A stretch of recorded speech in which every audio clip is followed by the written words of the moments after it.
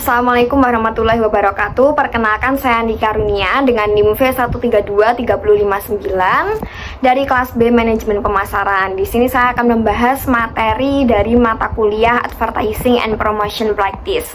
Di advertising sendiri ada inbound dan juga outbound. Kalau inbound itu marketing organik, kalau outbound itu marketing paid yang berbayar. Nah, alangkah baiknya perusahaan itu di awal pakai paid promotion sebanyak-banyaknya, baru yang organik. Nah, kita juga dapat menggunakan IMC nih di advertising kita. IMC itu serangkaian proses secara menyeluruh yang punya banyak saluran dan juga metode. Nah, di dalam IMC ini pesan yang disampaikan itu harus konsisten dan juga jelas. Dalam satu waktu yang sama pesannya itu harus sama. Misalnya di TV lagi bahas Shopee Food, maka di billboard, di sosmed itu juga harus bahas tentang Shopee Food agar pesan yang disampaikan itu konsisten dan juga sama, sehingga para konsumen itu tidak bingung dengan pesan yang perusahaan sampaikan. Nah, IMC sendiri itu punya 6 kategori yang harus digunakan. Ada advertising yang pertama, yaitu suatu daya pesan atau komunikasi yang sifatnya persuasif dan hanya ditujukan untuk target tertentu. Yang kedua ada sales promotion, yaitu memicu penjualan langsung dengan metode strategi untuk memotivasi, misalnya berupa memberikan diskon atau promo. Nah, yang ketiga ada public relation, tugasnya itu menjaga nama baik perusahaan. Misalkan ada komentar negatif, itu tugas dari public relation bisa merespon atau menanggapi komentar negatif tersebut. Yang keempat ada brand visibility, agar audiens ini tetap dapat melihat brand tanpa melakukan iklan, contohnya logo dari suatu brand. Nah, yang kelima ada digital platform, itu tiap bentuk media tradisional pasti memiliki situs web. Selain memberikan informasi, bisa juga untuk mempromosikan produk maupun layanan. Yang keenam ada personal contact, yaitu dimensi manusia yang melampaui pemasaran dan menghubungkan orang-orang dengan cara yang lebih nyaman seperti virtual account. Nah, yang ketujuh ada message consistency. Nah, ini semua pesan yang disampaikan itu harus sama di dalam message consistency ini. Selanjutnya ada IMC industri. Struktur, yaitu ada advertiser, perusahaan yang iklan, ada agensi yang merancang konsepnya campaign, ada media berupa TV mungkin, ada suppliers, konsultan marketing, produksi video, dan teknologi digital. Nah, selanjutnya ada the customer journey, yaitu suatu proses yang dimulai dari kebutuhan konsumen nih yang dirasakan dari diri konsumen, lalu diakhiri dengan pembelian produk maupun layanan. Selanjutnya ada communication objectives. Dari 6 kategori AMC itu harus memiliki tujuan yang berbeda. Yang pertama ada tujuan periklanan. Nah, ini didasarkan pada salah satu model tradisional.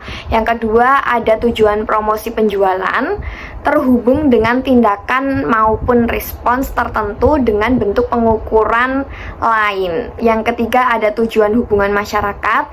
Ini dikaitkan dengan nilai liputan media gratis yang diterima. Yang kelima ada tujuan visibilitas merek, itu melibatkan exposure produk maupun layanan lewat metode selain iklan tradisional, promosi penjualan, dan juga hubungan masyarakat. Yang keenam ada tujuan kontak pribadi, fungsi spesifik yang terlihat contoh kontak penjualan mencakup janji temu per minggu atau presentasi dari klien. Yang ketujuh ada sasaran digital. Ini adalah yang paling kompleks dalam IMC. Metode pengukurannya baru dan hanya relevan untuk media digital. Nah, selanjutnya ada budget allocation. Yang pertama, elemen dari keputusan ini selalu melibatkan perkiraan penjualan dan metode yang digunakan untuk membuat perhitungan ini. Nah, lalu rasio-rasio iklan terhadap penjualan industri itu adalah angka dasar yang digabungkan dengan usulan kenaikan atas penurunan persentase. Lalu untuk alokasi dana IMC, pertama itu ditampilkan dalam bentuk angka sesuai dengan strateginya, yaitu periklanan, promosi penjualan, visibilitas merek, platform digital, hubungan masyarakat, dan juga komunikasi personal. Nah, lalu ada strategi pesan kreatif. Yang pertama ini pengembangan konsep kreatif itu harus didasarkan pada posisi merek serta proposisi nilainya. Yang kedua, tantangan dalam strategi pesan kreatif ini adalah menjaga konsistensi pesan yang kita sampaikan kepada konsumen, memberikan pesan persuasif merek yang disampaikan melalui berbagai jalur, misalkan dari TV, dari media sosial, dan yang lain-lain. Lalu di dalam strategi pesan kreatif ini harus adanya keseimbangan antara kreativitas dan juga pragmatisme. Nah, konflik yang muncul saat ide kreatif ini itu menjadi hiburan, jadi membuat konten berupa hiburan dan tidak menyertakan informasi tentang merek, sehingga konsumen bingung apa yang sebenarnya disampaikan dalam konten tersebut. Nah, lalu yang selanjutnya ada kebutuhan dan keinginan konsumen itu harus menjadi prioritas bagi pesan-pesan merek yang disampaikan melalui setiap jalur komunikasi. Selanjutnya ada strategi penyampaian media. Ini ada dua pilihan, ada media lama dan juga media digital. Media lama berupa TV, radio, majalah, surat kabar, dan yang lain-lain. Untuk media digital ada media sosial, pemasaran email, situs web, dan juga aplikasi seluler. Nah, tantangan dalam penyampaian media ini itu menjangkau konsumen yang ditargetkan dengan anggaran yang disediakan. Misalnya seperti minimnya budget perusahaan, seperti itu. Lalu ada metrik kinerja. Nah, kinerja ini diukur berdasarkan pencapaian tujuan yang terpisah karena ada banyak komponen untuk setiap kategori. Oleh karena itu, beberapa tujuan dievaluasi. Nah, tujuan pemasaran itu dapat juga dimasukkan dalam proses pengukuran volume penjualan. Selanjutnya ada IMC, objectives, dan budget. Budgeting itu salah satu hal yang dialami oleh para marketing. Nah, lalu ada metode pendanaan dan juga pengalokasian keuangan sumber daya. Manajer pemasaran itu selalu menekankan pada rencana untuk menyusun program dan juga kegiatan mereka sepanjang tahun. Nah, lalu mereka memperkirakan biayanya, melibatkan gabungan biaya program, acara dan kegiatan yang direncanakan untuk iklan, promosi penjualan, hubungan masyarakat, visabilitas merek, platform digital, dan juga kontak pribadi. Nah, iklan itu adalah komponen terbesar dari perkiraan biaya, diikuti oleh promosi penjualan dan juga visibilitas merek. Selanjutnya ada metode atau perhitungan anggaran. Metode-metode ini meliputi pola historis, peningkatan tahunan, rasio industri, persentase penjualan, harga per unit, pangsa pasar, pangsa suara, tujuan IMC, model media, nilai tambah kompetitif, titik impas, dan masuknya merek baru. Nah, kita simak satu persatu. Yang pertama ada pola historis. Ini adalah mode tercepat, termudah, dan juga paling sederhana. Biasanya metode ini itu sering digunakan sebagian besar orang yang terlibat yang tidak mengetahui cara lain. Nah, yang kedua ada peningkatan tahunan. Metode ini cukup mudah dan juga sederhana. Yang ketiga ada rasio industri. Produk dan layanan dalam industri atau kategori bisnis yang sama memiliki pola pengeluaran iklan dan anggaran promosi yang serupa. Yang keempat, persentase penjualan. Metode penganggaran ini secara langsung terhubung dengan angka internal perusahaan dan juga persyaratan pemasaran keuangan. Nah, yang kelima, jumlah tetap per unit. Metode anggaran ini sangat mudah dan cepat. Cukup kalikan perkiraan jumlah unit yang diharapkan akan terjual dengan jumlah per unit. Yang keenam, strategi pangsa pasar. Kekuatan sebuah merek terhadap produk pesaing dapat digambarkan dengan berbagai cara. Yang salah satunya adalah pangsa pasar. Apabila metode ini digunakan, maka merek yang sama diharapkan menyumbang persentase yang hampir sama dengan sebelumnya. Yang ketujuh ada tujuan IMC sendiri. Nah, yaitu serangkaian tahapan termasuk modal kesadaran yang meliputi sikap, minat beli, dan juga perilaku dari konsumen. Walaupun tahapannya mungkin berbeda, tapi metode dasar untuk bergerak menuju level teratas atau terbawah itu harus tetap konsisten. Yang kedelapan ada modal media. Pembelian media terprogram yang didukung oleh algoritma prediktif adalah cara baru yang kuat dan juga dinamis untuk menganalisis, memilih, membeli, dan juga memasang iklan secara bersamaan. Nah, program perangkat lunak komputer canggih itu berjalan 24 jam sehari mengikuti aturan keputusan yang ditetapkan pengiklan. Model ini biasanya itu digunakan oleh perusahaan besar dengan anggaran raksasa serta agensi yang melayani perusahaan mereka. Nah, lalu keunggulan kompetitif. Metode anggaran ini mendekati pasar dengan strategi yang lebih agresif. Metode ini itu dirancang untuk membelanjakan lebih banyak daripada merek lain, jumlah yang lebih besar daripada pesaing terdekat. Nah, lalu strategi ini itu juga dilibatkan pemaksaan terhadap pesaing untuk merespons dengan menyamai tingkat periklanan yang dapat menurunkan profitabilitas merek lain. Nah, lalu yang ke-8 itu ada titik impas untuk menentukan jumlah dari unit produk yang harus dijual untuk memastikan bahwa total pendapatan sesuai dengan total biaya. Nah, setiap produk yang terjual itu mengandung jumlah yang dialokasikan untuk iklan atau IMC sendiri. Konsumen membayar untuk iklan yang akan digunakan untuk memotivasi mereka untuk membeli produk. Nah, lalu yang ke-9, masuknya merek baru. Untuk merek baru itu membutuhkan penelusuran daftar dan juga pemilihan alternatif terbaik. Nah, prosesnya itu dimulai dengan memeriksa tujuan IMC berdasarkan beberapa tingkat hipotesis dan juga mengacu pada beberapa pendekatan yang berorientasi pada pemasaran. Nah, selanjutnya ada algoritma prediktif.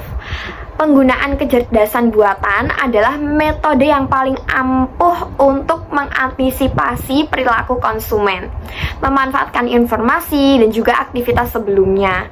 Hal ini itu mencakup frekuensi tindakan, waktu perilaku, maupun karakteristik lain dari perilaku konsumen. Nah, yang selanjutnya menulis tujuan dari IMC. Tujuan itu dianggap sebagai sasaran yang dapat dicapai. Nah, sasaran itu harus memiliki angka yang spesifik sebagai bagian dari tujuan itu sendiri. Nah, selanjutnya ada strategi alokasi anggaran. Perubahan anggaran IMC itu dapat berupa uang yang dialokasikan untuk setiap kategori IMC, wilayah geografis, waktu, dan area lainnya. Nah, iklan itu sering menyumbang pengeluaran yang besar dibanding kategori lainnya. Alokasi berdasarkan strategi IMC. Nah, yang pertama itu jumlah total orang yang perlu dijangkau agar merek tersebut sukses dari perspektif pemasaran. Yang kedua, pentingnya menghasilkan penjualan secara teratur. Yang ketiga, keinginan untuk mempertahankan hubungan dengan pelanggan yang sudah ada. Yang selanjutnya ada alokasi berdasarkan siklus hidup produk. Anggaran untuk IMC atau sebuah merek dari perusahaan itu sifatnya dinamis, yaitu dapat berubah dari waktu ke waktu. Nah, hal ini itu didasarkan pada posisi mereka dalam 6 tahap siklus hidup produk. Ada perkenalan, pertumbuhan, kedewasaan, penurunan, perluasan, dan juga eliminasi. Nah, yang selanjutnya ada alokasi berdasarkan siklus hidup produk. Itu yang pertama tahapan perkenalan. Nah, tahapan perkenalan ini yaitu kategori anggaran yang paling sulit untuk diperkirakan. Nah, yang kedua ada tahapan pertumbuhan. Ini adalah bagian termahal dari siklus hidup sebuah merek karena penjualan itu melonjak dan ekspansi terjadi di mana-mana. Nah, yang ketiga ada tahap kedewasaan. Ini pasar dan merek itu telah melambat. Yang keempat ada tahap penurunan, dana iklan harus dikurangi hingga ke tingkat minimum absolut. Nah, selanjutnya ada alokasi berdasarkan periode waktu. Itu dana IMC itu dapat diatur menurut 4 periode. Nah, waktunya itu berbeda-beda dari tahunan, terus triwulanan, bulanan, maupun mingguan. Nah, untuk perusahaan yang lebih kecil atau organisasi retail, itu periode anggarannya mungkin hanya beberapa minggu. Nah, lalu mayoritas perusahaan itu yang besar itu menggunakan periode triwulanan untuk merencanakan program promosi, tetapi anggaran IMC tahunan tetap konsisten. Nah, anggaran triwulanan itu direncanakan dengan baik dan dibuat berdasarkan kegiatan tertentu. Nah, untuk yang selanjutnya, itu ada alokasi berdasarkan periode waktu. Nah, selain itu, variasi penjualan musiman seperti hari libur, terus penggunaan konsumen atau tren industri itu dapat dengan mudah dimasukkan ke dalam proses perencanaan IMC dengan mengalokasikan jumlah uang yang berbeda untuk setiap bulannya. Nah, untuk merencanakan iklan berdasarkan waktu yang paling dibutuhkan, itu di mana iklan tersebut akan menghasilkan hasil yang terbaik. Nah, selanjutnya ada alokasi berdasarkan potensi geografis. Total potensi penjualan untuk produk dan layanan yang bermerek itu akan bervariasi berdasarkan profil audiens target dan juga komposisi wilayah geografisnya. Nah, untuk faktor demografis itu digunakan untuk mengalokasikan dana untuk program IMC, terutama iklan yang sangat terkait dengan harga media lama. Nah, yang selanjutnya ada advertising, creativity, strategic, dan juga advertising. Nah, creativity itu topik yang kompleks, sangat mudah untuk mengenali hasilnya, tetapi sulit untuk menjelaskan bagaimana hal itu terjadi. Nah, yang pertama itu ada metode kreasi. Ini adalah proses kognitif yang mengembangkan ide-ide baru yang tidak disadari tetapi sistematis, memecahkan masalah, mengajukan teori orisinal, dan juga menciptakan produk unik. Yang kedua, kreativitas adalah pengalaman yang subjektif. Yang ketiga, kreativitas ini adalah sebuah peristiwa transformatif. Yang keempat, kreativitas adalah karakteristik perilaku. Dan yang terakhir, kreativitas adalah kegiatan yang menghibur. Nah, sebenarnya apa sih kreativitas itu? Kreativitas ini adalah sebuah fenomena. Nah, yang dapat didefinisikan dengan berbagai cara. Nah, dari kreativitas ini sendiri itu merupakan proses penggabungan ide, konsep, fakta maupun objek fisik yang sudah ada dengan cara-cara yang baru maupun unik, mengejutkan, menghibur, atau bernilai. Nah, dari fisiologi otak kita, di bagian otak kiri itu terlibat dalam pengembangan, perluasan, pengendalian kemampuan bahasa, dan juga kapasitas untuk berpikir nasional. Tapi kalau untuk otak kanan, itu sumber utama emosi, pemrosesan visual, dan juga kemampuan berpikir kreatif. Nah, oleh itu, jika kita ingin menggunakan kreativitas kita, itu kita menggunakan otak kanan. Yang selanjutnya ada karakteristik kepribadian. Ini adalah tanggapan maupun perilaku kita. Nah, ini disebut ciri-ciri kepribadian yang menghubungkan diri dengan lingkungan sekitar. Nah, lalu ada mengembangkan ide kreatif. Yang pertama ada tahapan persiapan. Yang pastinya itu adalah riset pemasaran. Apa yang kita ketahui tentang calon pembeli dan pelanggan lama, terus apa yang mereka yakini tentang merek lain, dan juga apa yang benar-benar penting bagi mereka, para konsumen. Yang kedua, kondisi Inkubasi. Nah, setelah menuju semua penelitian dan wawasan, lakukan hal lain, yaitu kondisi inkubasi ini sendiri. Yang ketiga, iluminasi maupun mengenali ide kreatif. Nah, ini sering disebut pengalaman AHA gitu. Nah, yang keempat ada evaluasi. Ini melengkapi proses berpikir kreatif dengan pemenulisan otak kiri. Nah, itu terhadap konsep maupun ide. Jadi bisa kita periksa otak kiri terkait ide maupun konsep yang bisa kita tuangkan untuk ide-ide yang kreatif. Selanjutnya ada brainstorming. Ini adalah meningkatkan kemampuan menjadi lebih kreatif. Nah, di sini itu kita dapat memperhatikan jumlah waktu yang dihabiskan untuk berolahraga guna meningkatkan daya tahan dan juga kekuatan. Nah, kita juga dapat mengembangkan kemampuan intelektual. Ini dengan menghadiri kelas, membaca buku pelajaran, menulis makalah, dan mengikuti ujian maupun yang lain-lain. Selanjutnya, mengubah dan juga memvisualisasikan. Nah, kemampuan untuk mengubah atau secara radikal itu mengubah dan memodifikasi. Memodifikasi objek pastinya dalam pikiran yang alat itu sudah kita sediakan gitu, alatnya yang sangat ampuh seperti itu. Yang kedua ada visualisasi. Ketika menggunakan teknik ini itu tidak mengubah apapun. Apa yang diciptakan di setiap ide kreatif yang dimulai cara lain untuk menggambarkan proses pengembangan ini adalah fantasi tanpa kita sadari. Nah, lalu yang kedua ada persona pembeli.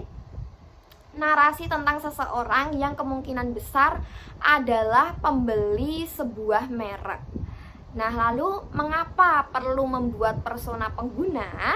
Untuk menekankan pada target pelanggan dengan membangun persona berdasarkan wawasan yang kita miliki dari konsumen, maka dapat menciptakan kepribadian yang bernuansa dan juga berlapis-lapis yang dapat mentarget audiens secara lebih luas. Nah, lalu bagaimana nih cara membuat persona pengguna? Yang pertama, kita dapat mendefinisikan audiens target dari usia, geografi, jenis kelamin, minat, pendapat, perilaku, maupun yang lain-lain. Nah, yang kedua dari penelitian pelanggan, kita dapat meriset nih. Dengarkan percakapan online. Apa yang dikatakan orang, bagaimana tanggapan mereka, seperti itu di dalam media sosial, misalnya di Twitter, di Facebook, di Instagram, seperti itu. Dan juga bicaralah dengan beberapa pelanggan yang nyata. Nah, kita bisa angkat telepon, meminta pendapat, dan juga mewawancarai pelanggan yang sudah kita miliki. Nah, lalu yang terakhir ada kerangka kerja penceritaan atau storytelling. Nah, ini adalah strategi kreatif yang kombinasi dari berbagai elemen, termasuk gaya komunikasi, metode ekspresi, dan juga interpretasi yang fleksibel dari konsep kreatif. Nah, yang kedua, di setiap iklan di TV, postingan medsos di Facebook, penawaran kutipan di Twitter, nah itu kita dapat memberikan penawaran unduhan musik gratis dan situs web itu merupakan bagian penting dari IMC plan. Nah, yang selanjutnya ada kerangka kerja itu digabungkan untuk menghasilkan pesan cerita merek yang benar-benar baru. Nah, misalnya seorang selebriti dapat mendemonstrasikan manfaat merek dengan menggunakan pendekatan yang lucu. Nah, lalu pentingnya menyewa agensi komunikasi, pemasaran digital yang profesional dengan keterampilan periklanan, keahlian teknis, dan penilaian kreatif untuk pesan IMC sendiri agar pesan IMC kita itu dapat disampaikan dengan jelas dan juga konsisten di semua berbagai jalur media yang kita gunakan. Mungkin cukup sekian materi yang dapat saya sampaikan. Mohon maaf apabila ada kesalahan kata. Terima kasih. Wassalamualaikum warahmatullahi wabarakatuh.